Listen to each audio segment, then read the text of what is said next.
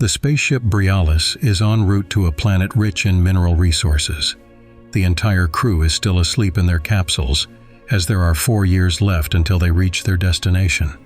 But their plans are suddenly destroyed when an asteroid breaches the ship's hull.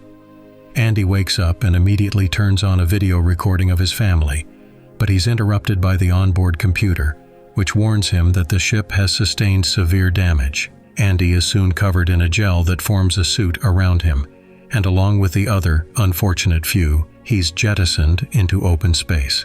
Some passengers are instantly destroyed by more asteroids, and with limited oxygen in his capsule, the AI decides to direct them toward the nearest planet. Many of the capsules can't handle the descent and explode. Soon, Andy's capsule touches the ground. From the impact, he loses consciousness, and images of his family flash before his eyes. When he comes to, the AI warns him about a problem with his heart. Looking around, Andy sees only a lifeless wasteland. Attempts to contact other crew members are unsuccessful. The capsule begins to shake, and the AI explains that the terrain is unstable and that Andy must leave. However, when he tries to open the doors, nothing happens. Worse yet, as a lower-ranking worker, his capsule doesn't have a full survival kit. His only choice is to break the glass with his feet and use whatever tools he has. As he surveys the area, Andy damages his suit. It seems like the end, but he finds a tube of gel in his supplies that conceal the holes. He barely has time to catch his breath before the engine ignites, and he rushes out of the capsule, only to see the Borealis falling onto the planet in a fiery explosion, which sends a shockwave that throws him back. Later, Andy asks the AI about their location and realizes that the ship hadn't even made it halfway to its destination. Now he's stranded on an unknown planet. Suddenly he notices a light and decides to head toward it. There he finds another section of the ship and a capsule from which someone had escaped but didn't survive. The oxygen tank is punctured, so Andy continues onward. He doesn't notice the large scratches on the capsule's exterior left by someone or something. Near the lights, he encounters another survivor named Dwayne, who has access to the ship's navigation log. Dwayne tells him that the company decided to save on the journey by choosing a shorter but more hazardous route through an asteroid field. Dwayne has gathered equipment capable of sending an SOS signal back to Earth. The main issue, however, is that the message will take 8 months to reach them, meaning help won't come soon. Andy realizes he may never see his family again. Dwayne encourages him, saying he has a plan. Their conversation is cut short as a monster suddenly leaps out of the fog. Andy is left alone once again. He sends a message to Earth and takes Dwayne's weapon. The AI informs him that his oxygen will soon run out, so Andy needs to hurry toward the wreckage of the Borealis to find more. On his way to the ship, he checks the radio from time to time, hoping to hear from other survivors, but the path abruptly drops off due to an unstable area, a hazard caused by the AI's misreadings of the unfamiliar terrain.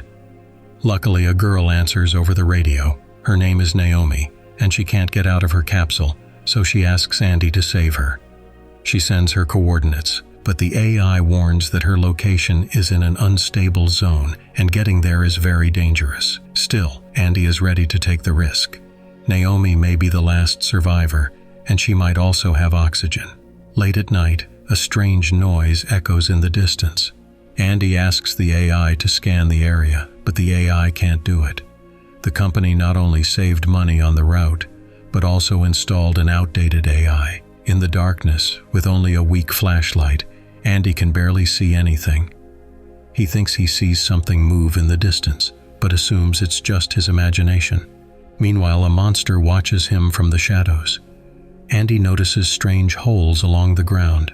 Following them, he stumbles upon a huge chasm covered in webs. Panicked, he runs away and, seeing something slip ahead of him, realizes it's a monster. Turning off his light, Andy receives a signal that several crew members are moving toward him, but no one is around. At that moment, a firefly appears in the sky, illuminating the monster, revealing a tracker installed on it. Dwayne's weapon doesn't work, so all Andy can do is run. The monster charges after him, trying to stab him with its tail. Not looking where he's going, Andy eventually falls down a slope. Fortunately, he survives, and the monster refuses to follow him down. Naomi warns that Andy's suit is losing oxygen. He quickly locates a tear and uses the last of the gel to seal it.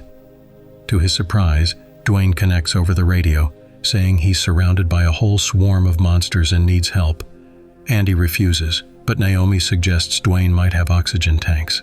Soon, Andy comes upon a field littered with capsules. The bright lights help him locate Dwayne. Dwayne shouts that the monsters have a weak spot, but before he can finish, he's killed. Andy realizes that there are multiple monsters hunting in this area. He gets an idea to activate the AI in a nearby capsule to draw the creature's attention. When the monsters converge on the noise, Andy manages to hide and take the chance to escape. One monster spots him and starts chasing him, but when it enters a foggy area, it suddenly stops. Going deeper into this zone, Andy encounters fireflies, which turn red and begin to attack him. Things get worse as the ground beneath his feet becomes soft and liquefied. The monster catches him and tries to eat him, but Andy tells the AI that he's having a heart attack, prompting it to shock him with an electric pulse. The shock is so strong that the monster spits him out. Andy quickly crawls into a tunnel that the fireflies use as their lair. The fireflies aren't happy with the intruder and start attacking him. Just as Andy emerges to the surface, they stop. The AI informs him that he doesn't have enough oxygen to reach Naomi, but he has enough to reach the ship's wreckage. Andy decides to rescue Naomi. Breathing becomes increasingly difficult, but he eventually finds Naomi and supplies her with oxygen. It turns out her leg is stuck. Fortunately, due to her high rank, she has useful items that help them get free. Gathering all the necessary supplies, the pair head to the surface, where monsters are already waiting for them. They make a break for the ship, which to their surprise is still partially intact. The monsters chase them into the ship's wreckage. Naomi fires a missile and realizes that one of the monsters is focused on her, distracting the others. They rush into the ship at the last moment, sealing the door behind them and slicing the monster in half. They discover that the ship still has power, meaning the backup energy systems are working, and the supply crates are intact, significantly improving their chances of survival. The main problem is the control panel, which is covered in webs. A monster enters the room, but not noticing them, it leaves. Turning around, they see a new monster emerging from a hatch. It sees them, and they bolt toward the airlock. The next door won't open, and they start to lose hope. Andy shows Naomi a video of his family, revealing that they died in a car accident, and that he was the only survivor. Preparing for death, Naomi suddenly notices fireflies in Andy's suit. When the monster breaks through the door, Naomi throws the fireflies at it, and while it struggles to shake them off, they escape. But the monster finds them again in the cargo bay. Andy throws a gel tank at it, and for the first time the monster takes damage. However, it continues attacking with its limbs. Naomi distracts the monster, urging Andy to find a working capsule and turn off the lights. Waiting until the creature runs beneath it, Andy releases the capsule directly onto the monster. Naomi thinks Andy is dead, but he signals he's alive.